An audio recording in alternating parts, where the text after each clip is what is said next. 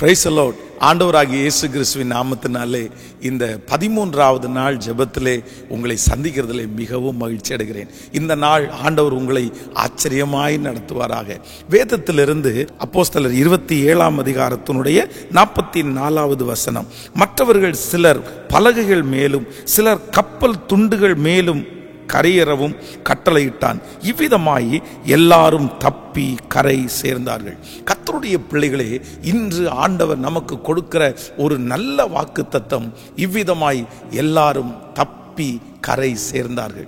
ஆண்டவர் இன்றைக்கு இந்த சத்தத்தை கேட்கிற ஒவ்வொரு பிள்ளைகளுக்கும் கர்த்தர் வாக்கு கொடுக்கிறார். ஒருவேளை வாழ்க்கை என்கிற ஒரு பெரிய புயலிலே நீங்கள் சிக்கி கொண்டிருக்கலாம். இதிலிருந்து எப்படி வெளியே வருவேன், இதிலிருந்து எப்படி நான் தாண்டுவேன், இது ஒரு பெரிய கொந்தளிப்பாய் இருக்கிறதே, இந்த கடலினுடைய சீற்றத்தை போல இந்த பிரச்சனையிலிருந்து யாரும் என்னை வெளியே எடுக்க முடியாது, நான் மூழ்கி விடுவேனோ என்று இந்த சத்தத்தை கேட்கலாம். ஆனால் ஆண்டவர் வாக்கு கொடுக்கிறார். அப்போஸ்தலனாகிய பவுல் என்கிற ஒரு தேவனுடைய பிள்ளை அங்கு இருந்ததன் காரணமாக கர்த்தர் எல்லாரும் தப்பி கரை சேர்ந்தார்கள். அப்படி ஒரு மனிதன் மூலமாய் கர்த்தர் செய்ய முடியுமானால், இந்த சத்தத்தை கேட்கிற உங்கள் மூலமாய் உங்கள் குடும்பத்தை கர்த்தர் தப்பி கரை சேர பண்ணுவார். உங்கள் பிள்ளைகளை கர்த்தர் தப்பி கரை சேர பண்ணுவார். உங்களுடைய சொந்தங்களுக்கும் அந்த அற்புதத்தை கர்த்தர் செய்வாராக. இந்த வசனத்தை நான் தியானிக்கும் போது ரொம்ப ஆச்சரியமாக இருந்தது. இதிலே ஒரு 3 காரியங்களை ஆண்டவரினுடைய இருதயத்திலே பேசினார். நம்பர் 1, முதலாவதாக ஒரு சாதாரணமான காற்று கொடும் காற்றாய் மாறினது. அப்போஸ்தலனாகிய பவுல், வேதம் சொல்லுகிறது, இத்தாலியா என்கிற தேசத்திற்கு அவர்கள் கப்பல் பிரயாணம் போகிறார்கள். கிட்டத்தட்ட 276 பேர் அந்த கப்பலிலே பிரயாணம் பண்ணுகிறார்கள். ஒரு சின்ன காற்று அடிக்கிறது. அப்பொழுது அப்போஸ்தலனாகிய பவுல் சொல்லுகிறார், இது சின்ன காற்றா இருக்குது, ஆனால் இது ஒரு பெரிய காற்றாய் மாறிவிடும், இந்த வழியே போக வேண்டாம். ஆனால் அந்த கப்பலை வழிநடத்துகிற அந்த மனுஷன் மாலுமியினுடைய பேச்சை கேட்டு அப்போஸ்தலனாகிய பவுலுடைய பேச்சை தள்ளிவிட்டான். அதன் நிமித்தமாய் இப்பொழுது சின்ன காற்று பெரும் காற்றாய் மாறுகிறது. அந்த காற்றுக்கு முன்பாக அந்த கப்பலால் நிற்கவே முடியவில்லை.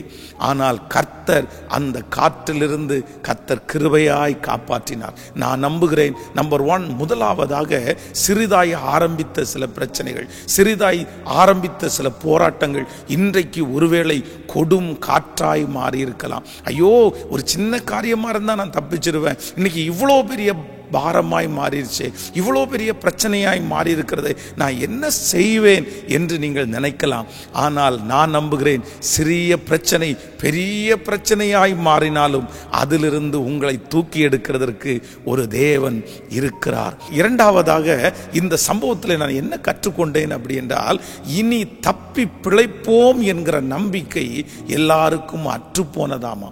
அப்படியே ஒரு காற்று அதிகமாய் அடித்து கொண்டிருக்கிறது, கப்பல் உடைகிறது, எல்லாரும் அந்தந்த பக்கம் சிதறப்படுகிறார்கள். இப்போ அங்கே இருக்கிற ஒருவருக்கு கூட நம்ம தப்பி பிழைப்போம் என்கிற நம்பிக்கை ஒருவருக்கு கூட இல்லை. ஆனால் வேதம் சொல்கிறது, ஆண்டவர் அவர்களை காப்பாற்றினார். இன்று இந்த சத்தத்தை கேட்கிற ஆண்டவருடைய பிள்ளைகளை, இரண்டாவது ஆண்டவர் பேசுகிறார். ஒருவேளை உங்களுக்கு வந்திருக்கிற பிரச்சனை சூழ்நிலையிலே நீங்கள் இனி தப்பி பிழைப்பேனா, நான் எப்படி தப்பி பிழைப்பேன், தப்பி பிழைக்க முடியாது போல, இதிலிருந்து நான் வெளியே வர முடியாது, இதிலிருந்து நான் மரித்தால் கூட இதிலிருந்து வெளியே வர முடியாது, என்னென்னமோ உங்களுடைய மனது சொல்லலாம். ஆனால் கர்த்தர் வாக்கு கொடுக்கிறார், இனி தப்பி பிழைப்பேன், இனி இதிலிருந்து விடுதலையாவேன், இதிலிருந்து வெளியே வருவேன் என்கிற நம்பிக்கை உங்களுக்கு அற்று போனாலும் இன்று கர்த்தர் வாக்கு கொடுக்கிறார், உன்னை அந்த பிரச்சனையிலிருந்து உங்களை வெளியே கொண்டு வருவேன் என்று கர்த்தர் வாக்கு கொடுக்கிறார். மூன்றாவதாக, இந்த சம்பவத்திலே எனக்கு ரொம்ப பிடித்தது, கர்த்தர் ஒரு வார்த்தையை சொல்கிறார், பவுலே பவுலே, நீ பயப்படாதே, நீ ராயனுக்கு முன்பாக நீ நிற்க வேண்டும், அதற்காக இந்த கப்பல் பிரயாணத்திலே உன்னை தப்புவிப்பேன் என்று கர்த்தர் அவனுக்கு வாக்கு கொடுத்தார். நான் நம்புகிறேன், இந்த சத்தத்தை கேட்கிற யாரோ ஒருவருக்கு கர்த்தர் சொல்கிறார், இந்த பிரச்சனையிலே நீ மூழ்க மாட்டீர்கள், இந்த போராட்டத்தில் நீங்கள் மூழ்க மாட்டீர்கள், இந்த சூழ்நிலையில் நீங்கள் மூழ்க மாட்டீர்கள். காரணம் என்னவென்றால், உங்களை குறித்து கர்த்தர் ஒரு பெரிய திட்டத்தை வைத்திருக்கிறார், ஒரு பெரிய நோக்கத்தை வைத்திருக்கிறார், ஒரு பெரிய எதிர்காலத்தை வைத்திருக்கிறார். நீங்கள் கலங்கவே வேண்டாம். ஆண்டவர் வாக்கு கொடுக்கிறார், நான் உன்னை கரை சேர்ப்பேன், நான் உன்னை கரை சேர்ப்பேன், உன்னை தப்பி தப்பி பிழைக்க பண்ணுவேன்.